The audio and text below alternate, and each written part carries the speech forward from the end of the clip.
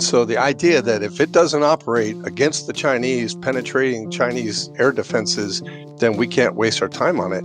That's not where we're going to have most likelihood of conflict going forward.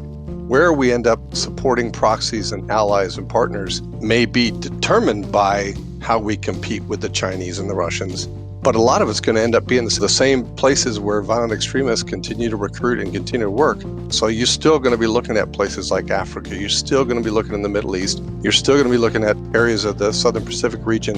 And it takes a lot of assets to cover all that, even if it is the main focus of our conventional forces going forward.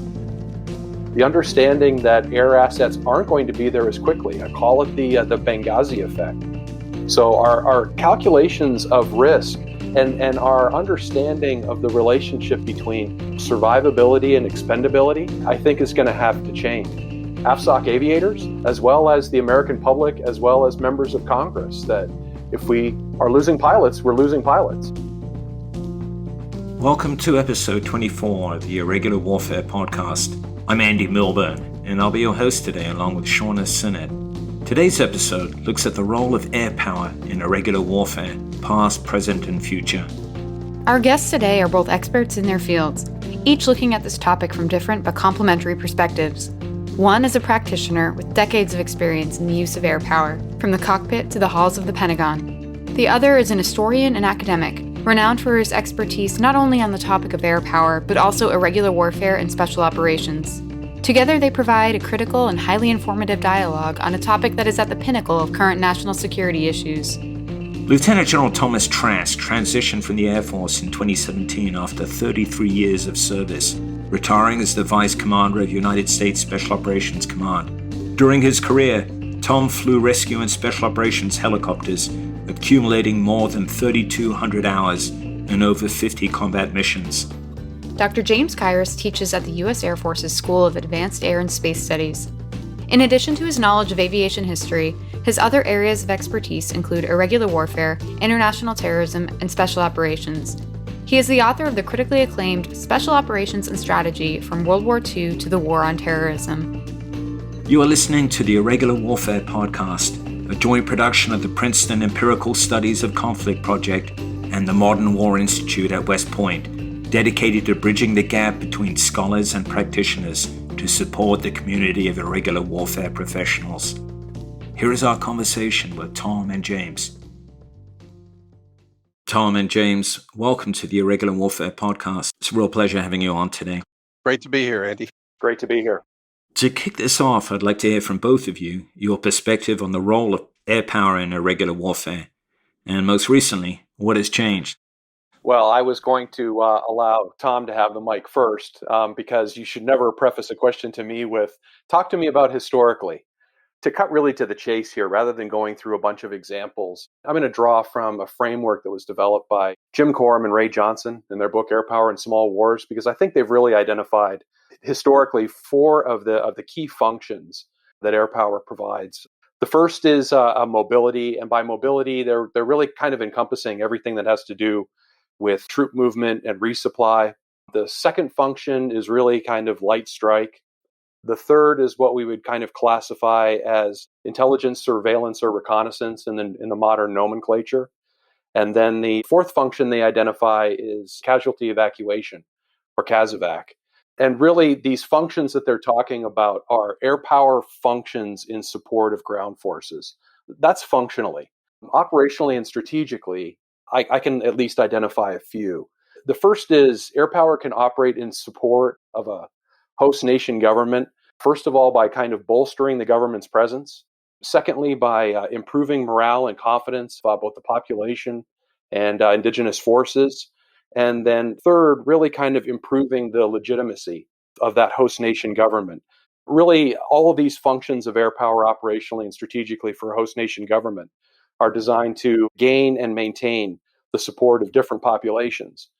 But that's the positive side. There's a negative side to it too. And as we've seen in the case of Syria, both in putting down the revolution in the 1980s, as well as more recently, regimes can use air power for another function, which is to punish. punish their populations, selected groups or tribes for misbehavior. So there's really kind of a positive and negative functions for each. One more that I'll add to this conversation is, so we've talked about kind of the functions of air power in support of ground operations. We've talked about air power used by host nation governments, but it's also what effect does air power have on an enemy, on an adversary? And really, I'd like to claim credit for this, but I'm going to give it to what the originators of it, Adam Grissom and his co-authors in a RAND study called Airpower in the New Counterinsurgency Era. I think phrased it better than almost anybody else, which is air power really denies irregular opponents options. So they might want to mass, they might want to maneuver, they might want to maintain the initiative and the like. But what it really does is sort of offset those. And more recently, the AFSOC commander and the AFSOC command structure and their strategic guidance labeled this creating dilemmas for an enemy, for an opponent. And so as we can see historically, whether it's the 1972 Easter offensive, the spring offensive in Afghanistan after the Taliban regrouped, or more recently with ISIS in 2015, really denying the enemy those options that they might want to pursue and shifting the initiative to a large degree to host nation or friendly forces. So that kind of in a nutshell, at least, is my take on the roles of air power historically.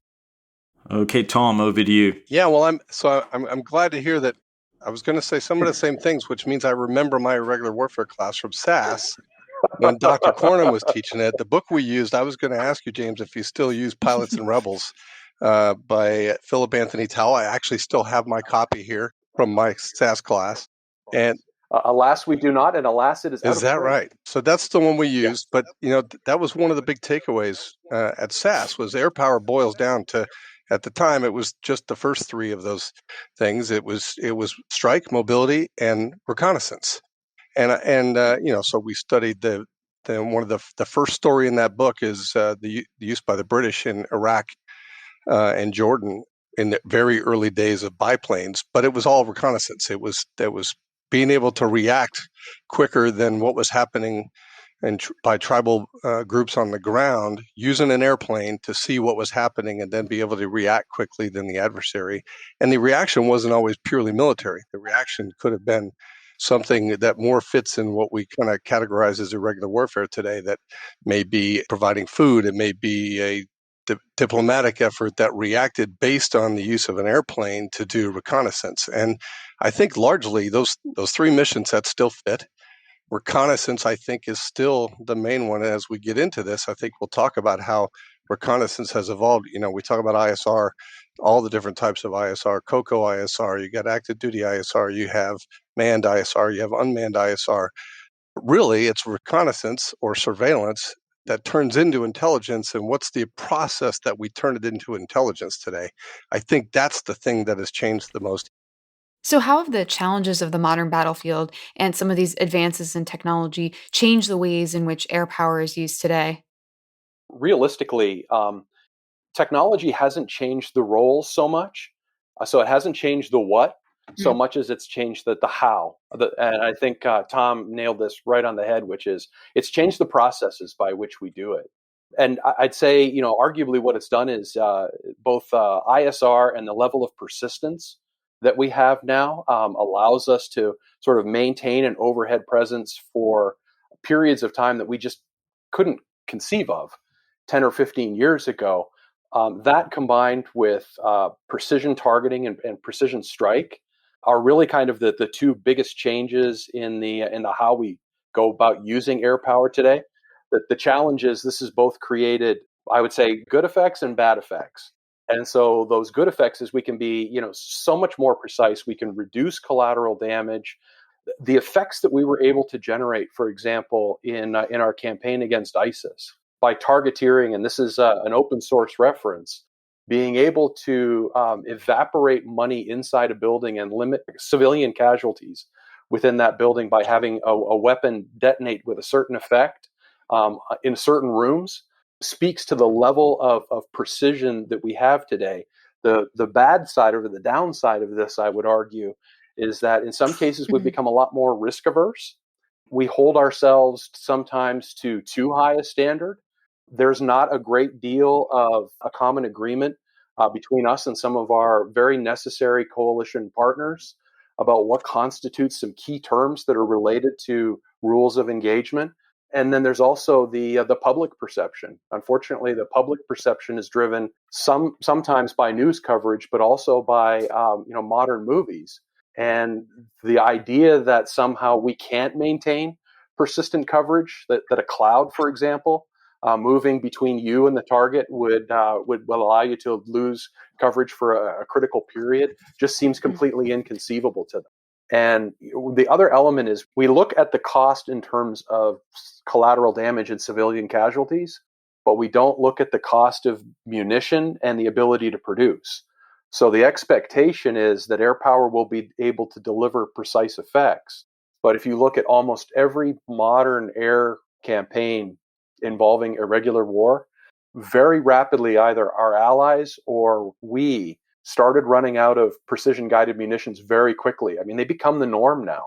Somewhere in the neighborhood of about 85 to 90% of munitions that are used, that are dropped from fixed-wing aircraft, are precision. And there's an issue with the ability of the defense industrial base to be able to keep up with demand and surge demand of those. So if that's the expectation, perhaps we should build a little bit more of a reserve of kits or whatever else, in the expectation that we will end up having to use them. It's tough because right now, when you try to do that, Congress will immediately go, well, what's your use rate today? I'm only using 25 of these a month. So how are you justifying buying 6 months of these when you're only using this many today? And trying to get in this environment where we've gotten so used to measuring things and how the battle's going today, instead of the way we used to in the Cold War, think about how are we going to be prepared to fight in the future, whatever we think that situation is going to be, that you've got to have that stockpile there. And precision munitions, because of their expense, have become very tough thing to argue to be able to buy enough to have on the shelf for what you might need in the future. That's a great point because we're going to discuss your thoughts on what changes and requirements you do anticipate going ahead. But before we do, I'd like to hear from both of you on why you anticipate new requirements. So, what has changed and what continues to change in the operating environments where we expect to be using these types of air power? Yeah, no, it's a great question, because there's an assumption that as we shift all of the emphasis to great power competition, and if we're not focused on fighting China and Russia, that we're not focused in the right area, I think is a real fallacy that can lead us down a path that makes us so we're not prepared to continue to operate everywhere we need to be. You look at the worst case fight is a conventional fight against the Chinese probably right now, which probably the odds of that happening are very, very small. The most likely thing that's going to happen is we're going to continue to compete with the Chinese everywhere in the planet. And in most places on the planet, you can still operate air power assets in a low to moderate threat environment. And so the idea that if it doesn't operate against the Chinese, penetrating Chinese air defenses, then we can't waste our time on it. That's not where we're going to have most likelihood of conflict going forward. The reasons that we have conflict, of where we end up supporting proxies and allies and partners, may be determined by how we compete with the Chinese and the Russians. But a lot of it's going to end up being the same places we've been doing counter VEO. So the same places where violent extremists continue to recruit and continue to work, a lot of those same places are the places that are going to reach out for either the Chinese or the United States to come and help them deal with those problems inside their areas. So you're still going to be looking at places like Africa. You're still going to be looking in the Middle East.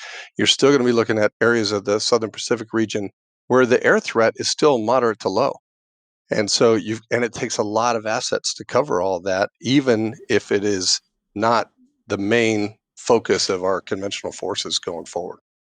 So we did get used to using CAS in a rather luxurious way in Iraq and Afghanistan, relying on a stack extending heavenwards for several thousand feet. Loads of aircraft just waiting to deliver precision munitions onto target at the behest of the ground force commander, an abundance of resources. Is this, though, a luxury that ground forces will still be able to rely on going ahead? Yeah, I'll take a first comment. I think, Andy, you hit it right on the head. The idea that the way you described it as being luxurious, I think is the issue, because we're not going to have that luxury going forward, obviously. And as you take those high-end conventional air capabilities and you refocus those on the Chinese and Russian threat, and you refocus on rebuilding readiness for those forces, which are still in those environments the bare minimums that we would need to be able to operate there, you're taking all of that away from those places where SOF are going to continue to operate. So what you've got to look for is, how do you operate without the stack? We built, the stack of airplanes so that either the guy on the ground or the guy that's controlling the stack from the air has infinite number of options, into one or two assets that you have that can do a little bit of all of those things going forward, because that's what you're going to need. I think, even in Afghanistan and Iraq, which I predict we're not going to be going away from anytime soon, and then all across Africa, other places in the South Pacific and South America, we're going to have that same requirement. So you're going to need to be able to provide those three basic air power missions to those very separated, small, soft teams that continue to hold the line on VEOs or are working with or against proxies in those areas in our competition with Russia and China. Yeah, and I would add to that. I'll cast something that you're saying, Tom, in a slightly different way, which is we've become familiar with our operating environments over the last 20 years, and to an extent, we've become over familiar with them to the degree that we want to export templates of behavior and patterns of operations to separate theaters without necessarily taking into account the differences that exist in them. I know it's rather shocking for people to learn that Africa is a much larger place than Afghanistan or Iraq. Now, our experiences in Afghanistan and Iraq have allowed us to really kind of use those as petri dishes, battle labs, if you want to call them that, to hone and refine our close air support, our emergency close air support, our deliberate and dynamic targeting processes. But then you try to take those processes and move them elsewhere, and suddenly you're dealing with some geographic realities. The Air Force is really still trying to grapple with, how do you solve the tyranny of distance equation, trying to project forces from Hawaii, Guam, and continental United States, really anywhere, into the Pacific region, and some of those similar problems exist in Africa as well. I think the other point that you alluded to that's kind of fascinating is, because we're going to have smaller teams more distributed, there's a need for armed overwatch, but also there's going to have to be a commensurate, a concomitant acceptance of political risks. The understanding that air assets aren't going to be there as quickly. I call it the Benghazi effect, if you want to. What do you mean we didn't have a UAV overhead of the compound almost immediately? And in looking at where assets were at that time, there was no way anything could have gotten there in anything under 4 hours. So our calculations of risk and our understanding of the relationship between survivability and expendability, I think, is going to have to change. There was a fascinating interview that I read that General Slife gave about maybe the armed overwatch platform may not have an ejection seat, and that's really designed to save money. I mean, to get the lowest cost platform possible. But that's going to be a rather tectonic shift for both AFSOC aviators, as well as the American public, as well as members of Congress, that if we are losing pilots, we're losing pilots. Well, the threshold for risk right now is high even for unmanned ISR. For instance, in Yemen, there have been times when we've been unwilling to fly ISR because of the SA-6 threat. So it's almost as though we've lost perspective on that risk calculus. What procedural and indeed cultural changes do you envision having to take place within the US military before we can take this new approach that you've been talking about? Yeah, I think the difference is going to be the force is realizing now that they're going to have a lot of different skills in a small unit or small package, or even in individuals. And you're going to need to have platforms and people ready to do any of the potential air power missions, just like the ground teams now are having to rapidly shift gears between different types of missions that they're doing there. If you do it right, you can still have whatever the critical piece of air power you need for that moment can still be there through multi-role platforms with people that are trained to understand the ground part of the operation better. So when you think about that stack of airplanes over Afghanistan for years, and perhaps the U-28, which was controlling that stack, had some good idea of what was happening on the ground, or perhaps they were using a MQ-1 or MQ-9 with a crew back in New Mexico or Las Vegas somewhere that had some understanding, but they didn't go through the planning session with the team. That's the thing that's going to have to change culturally. The error's got to be built in through the planning at the very beginning so that they have the same understanding and they can predict in their own minds when they're going to need to shift from being a reconnaissance platform that's developing an intelligence immediately into a CASEVAC platform or immediately into a strike platform and be able to handle all those. It's funny, Tom, because as you were talking about that, the first thing that leapt almost immediately to my mind was the jungle gym construct for Operation Farmgate that the Air Commandos developed in their initial deployment to Vietnam. The organization was very much structured in a way that I won't say mirrored, but was very similar to an Army Special Forces Operational Detachment Alpha. And so there were similarities in structure, but there was also this cohabitation and sharing of perspectives in the planning process to be able to enable unconventional warfare operations, as they were labeled then. We used to do joint unconventional warfare task force operations in the early 1960s that were designed to exercise these sorts of muscles that you were mentioning. So I had a smile come to my face as you were talking about it. James, earlier you commented that the role of aviation in irregular warfare is to put the enemy on the horns of a dilemma. Now, that might not be the way that the typical ground force commander looks at aviation based on his experiences in Iraq and Afghanistan, where, as we mentioned, Airpower was on call to support the ground scheme and maneuver. And typically a ground force commander hadn't supported an abundance of aviation assets in close proximity, and he didn't have to give much thought to using each airframe in accordance with its full capabilities. So we're still on the topic of culture. How do you see this changing? I would love to be the one to be able to tell you that joint all-domain command and control, if I've got the acronym correct, is going to solve all of this, as will hypersonics or anything else. But unfortunately, taking a slightly longer view, this is a perennial tension between ground operators and air operators. The issue of apportionment, the issue of ownership, it's too rooted culturally and too deeply rooted culturally. It goes all the way back to the first use of air power and the first writing of the doctrinal manual, Field Manual 100-23, that came out of the close air support issues and the apportionment of air issues of the Battle of Kasserine Pass in North Africa, the debates that occurred over who owned what and who was going to have what. And the irony was I was reading a recent RAND report on the air war against the Islamic State that just came out a couple of weeks ago. And these exact same issues came up and specifically related to the low density, high demand asset that everybody wants, which is overhead unmanned ISR.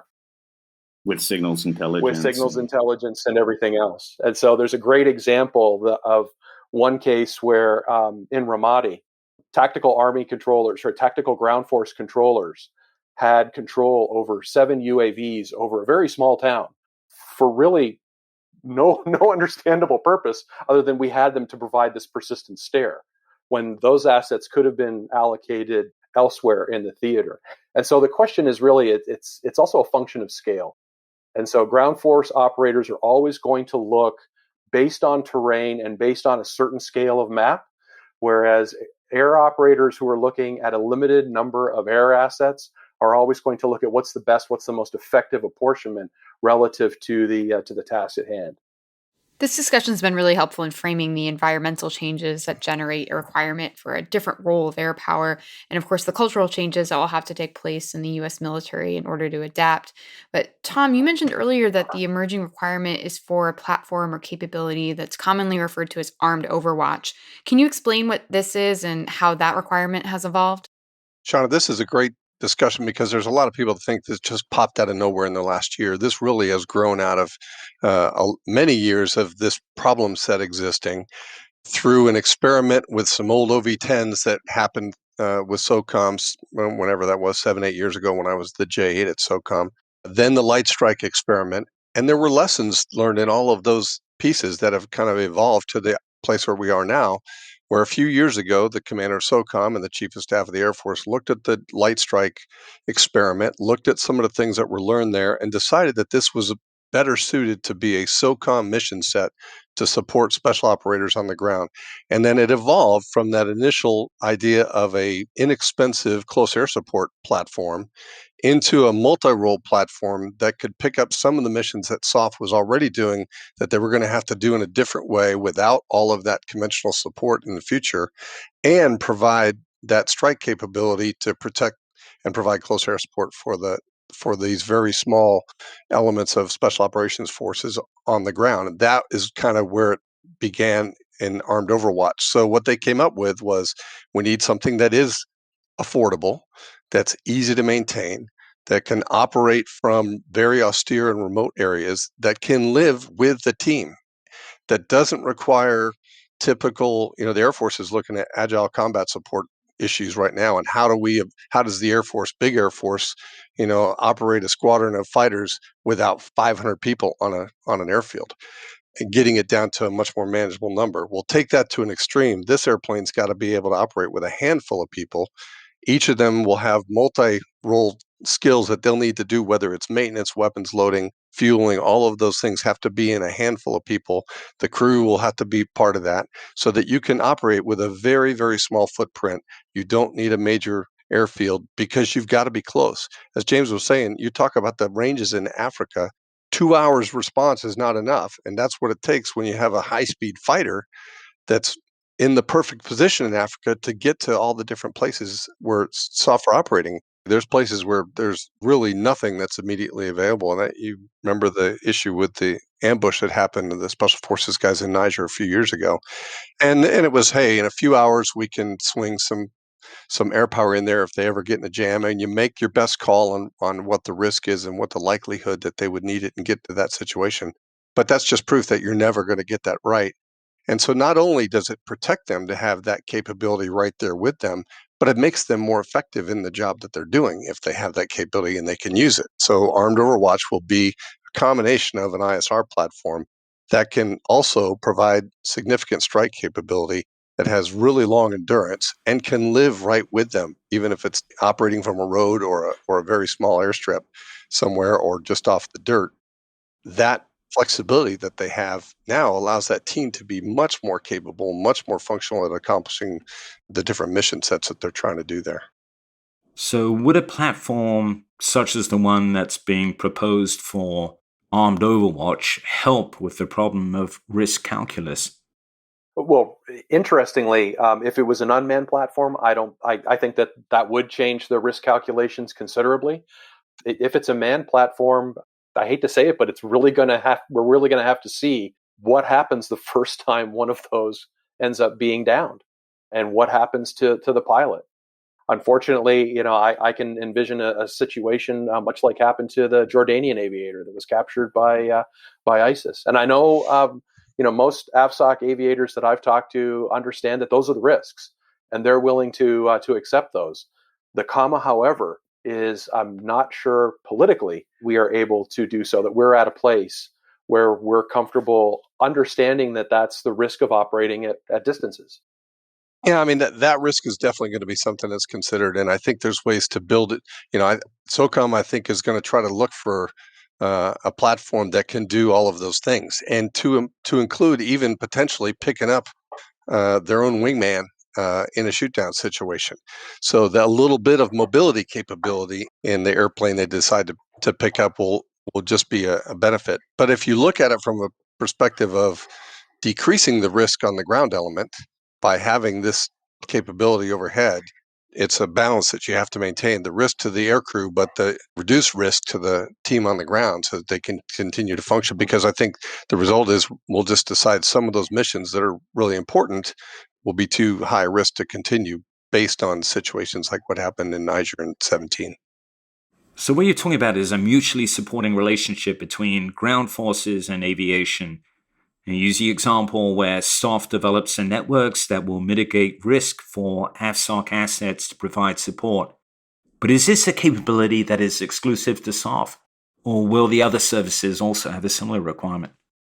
Yeah, I think they will be when they see how the system is developed. Not only the other services, particularly the Marines, but I think some of the Army missions that are being considered to pick up some of the areas that SOF has been doing, and SOF has been stretched too thin. And so there's this whole move that the conventional Army can be picking up some of these training missions. So a platform like this would be very applicable there. Also with a lot of the partner nations. And again, that's one of the reasons why the idea at the beginning was this should be an affordable capability that a lot of our partners can afford to buy for themselves as well. But I can certainly see it wherever you're operating in the similar environments. A platform like this is going to be useful. And I think the Marines and Army will both be interested in it. We too often sort of overlook the advisory mission, sort of the developing host nation capabilities in this part of the equation. For some strange reason, when we Americans and we in the West talk about air power, it's our ability to deliver the capabilities we have, not doing the sorts of things like T.E. Lawrence was advocating with the Arabs, which is better they do it poorly than we have to do it for them. So a platform that is both survivable but maintainable by host nation forces, that we can train them, that we can train their maintainers to be able to use, is absolutely critical. And it would hopefully we would be able to learn some of the lessons, and we have these lessons captured out of our experiences in Iraq and Afghanistan, where in Afghanistan in particular, you take a look at the current state of the Afghan National Army Air Force. And according to some assessments, if we end up pulling out, or if we end up removing much more of our air advisory effort there, that's going to collapse in the same way that it did after the Soviets pulled out their support in 1993. I think when you talk real quick, Andy, when you talk about how SOF is going to be used in GPC and how we, in great power competition against the Chinese, everybody thinks, well, SOF is sabotage and behind the lines against China. That's not it. It's, in my mind, the large amount of that effort is going to go toward training and developing partners in order to compete with Chinese influence in places like Africa and South America. That's going to be the role for SOF, in my mind, the biggest role in great power competition for special operations. Irregular warfare is not just about SOF. There's a conventional role here, and I think in the great power competition, which I would sort of relabel as great power conflict fever that's sort of gripped us over the past 2 or 3 years, we've kind of lost sight of the role that conventional forces like the Army SFABs, like the Marine Corps, and like others are going to have to play, because simply there's just not enough SOF to go around. It's a capacity versus requirement issue, and there's just simply not enough to meet all of our global requirements.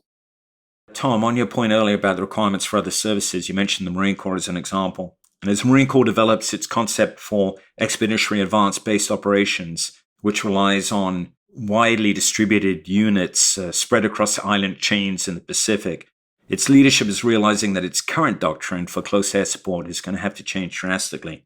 As currently, Marine doctrine relies on relatively few high-performance aircraft, and that's going to have to change to a wider fleet of expendable, more robust platforms, blue-collar assets, if you like, able to fill multiple roles and of a jack of all trades.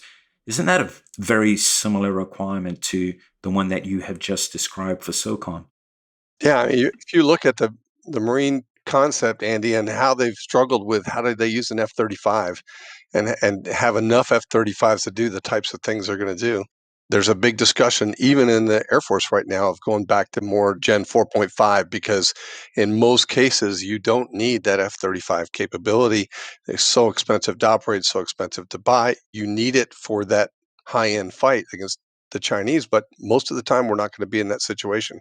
So we're looking at Gen 4 fighters when really we could be looking at Gen 3 or Gen 2 capability for a lot of the mission sets, and then have a whole lot more. It goes back to Joe Mattis's original idea for Light Strike when he was the CENTCOM commander, that I need, 5 very cheap, light airplanes that I can operate in this environment instead of one of these high-end fancy fighters that I used to like to complain about.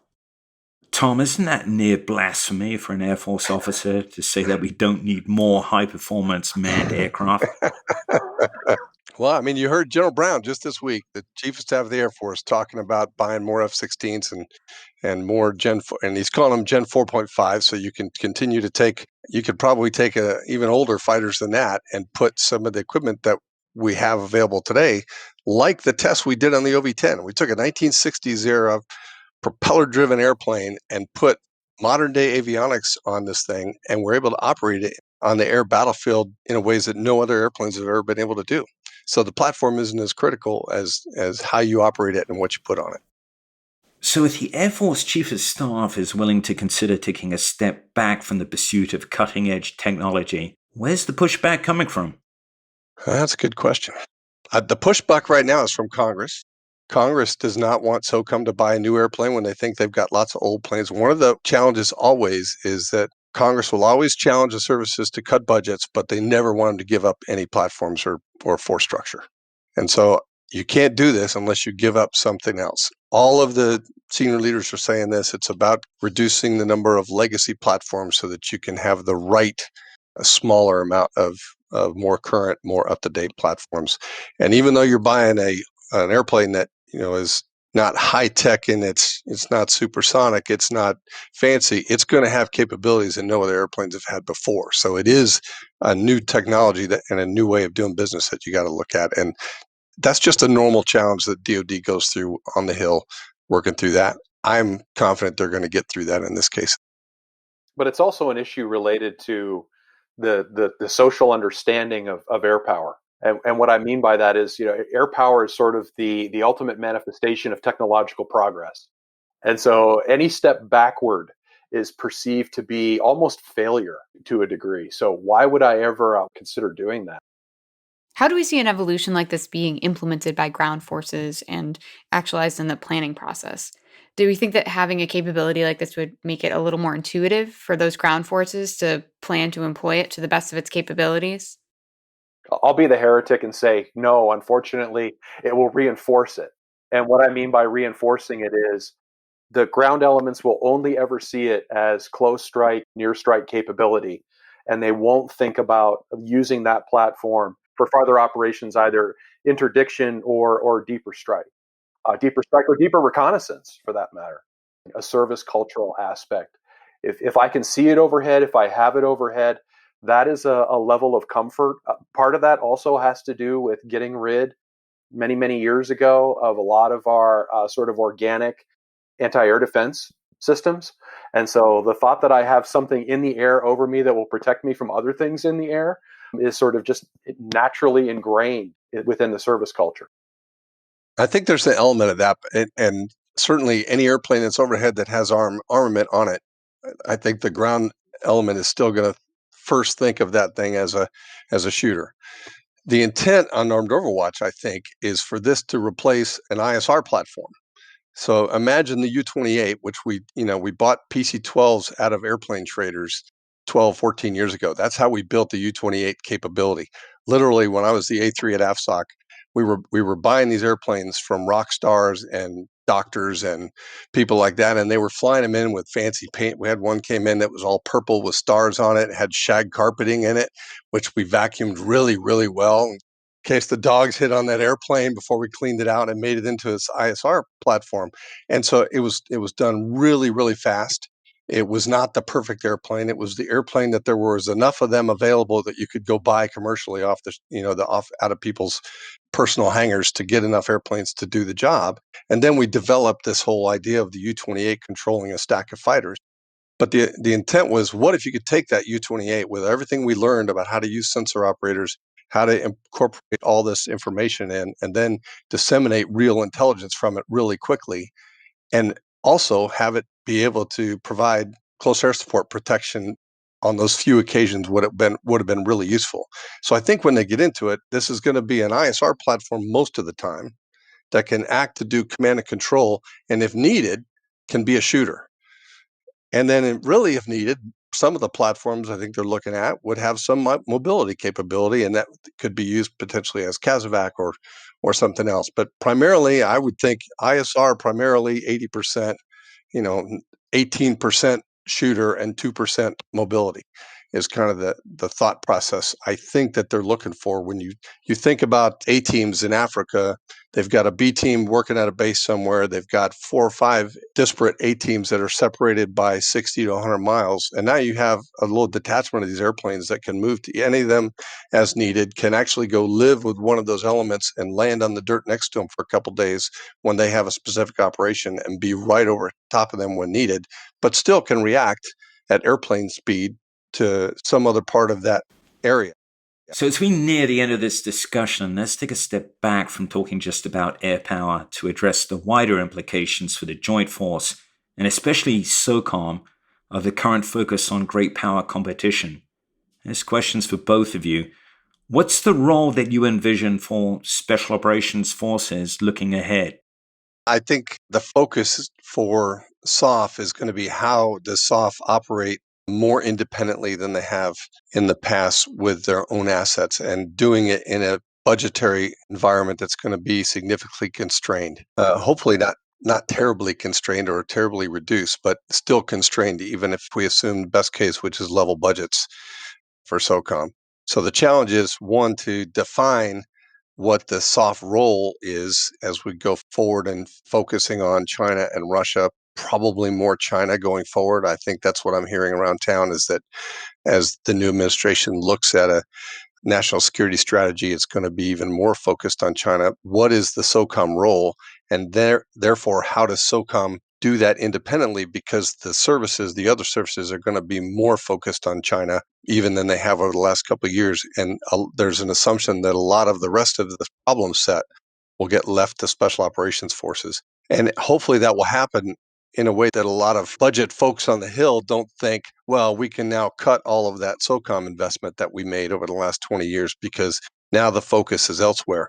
When in fact, the mission set for SOCOM is going to increase, not decrease, as they pick up that responsibility in all of those other places, which is still, as I said earlier, still part of competing with China, and probably the part that is most likely to have armed conflict.